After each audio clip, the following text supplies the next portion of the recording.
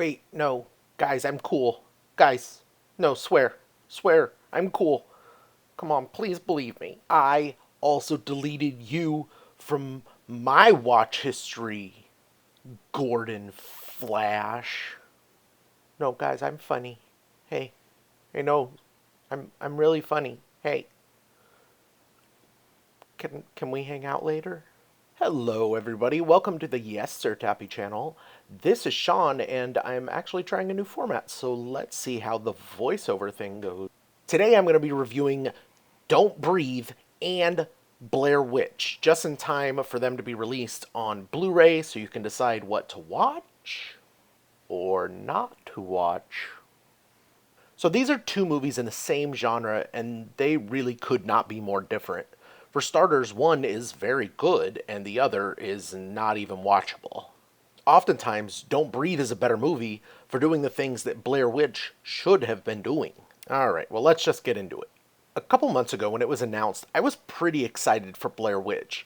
It was long enough that the nostalgia was in its favor, they got a good director with a pretty credible track record, and it was a cast of unknowns, so they didn't have to shove one of those Jonas brothers down our throat. Although whichever Jonas was in Scream Queen Season 1, though, he was pretty funny. But then came the reviews, and they were not good. But that's okay. I was still interested, so whatever. And then I saw it. Wow, guys.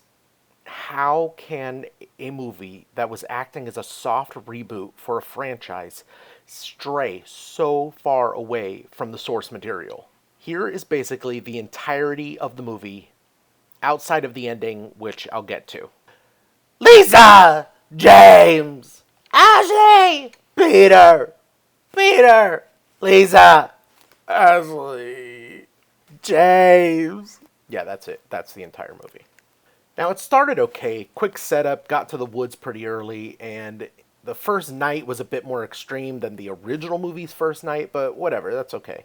Then there is some real tension with the members of the group, and it's like, okay, cool, let's go with that tension. Maybe they'll go in the, is this really happening, is this not really happening sort of way.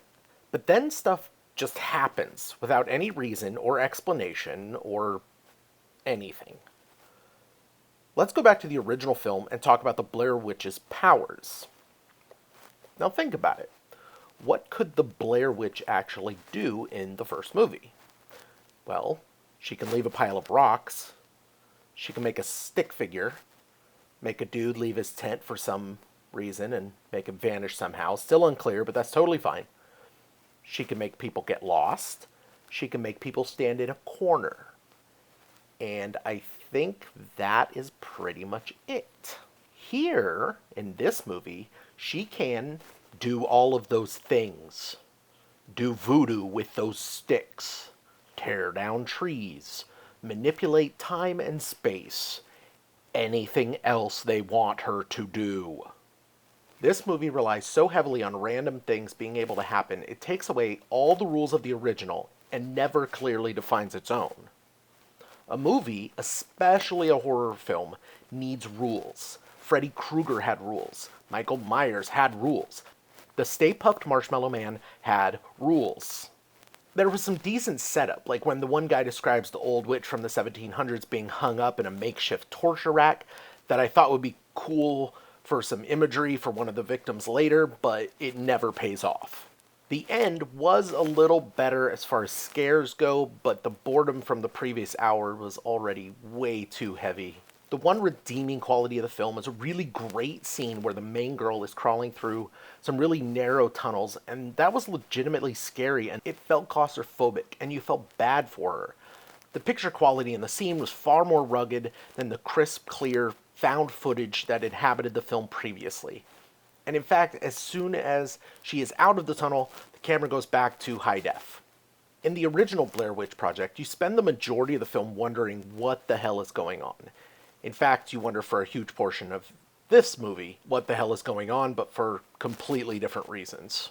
The original, you wonder if this is all in their heads, and is there something going on here that isn't supernatural.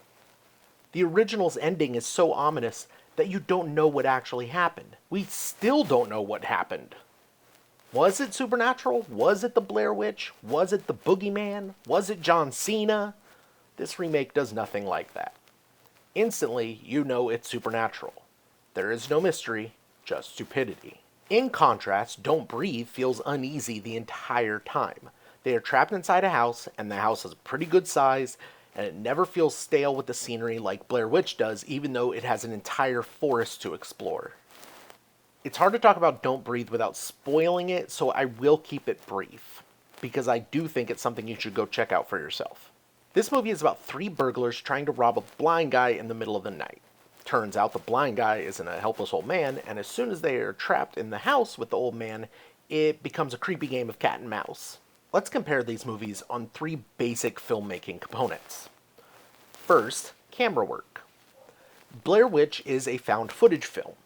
In fact, the original basically pioneered the entire industry that has been going strong for 15 plus years now.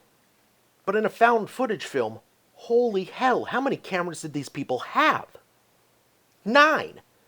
The answer is at least 9. Jeebus.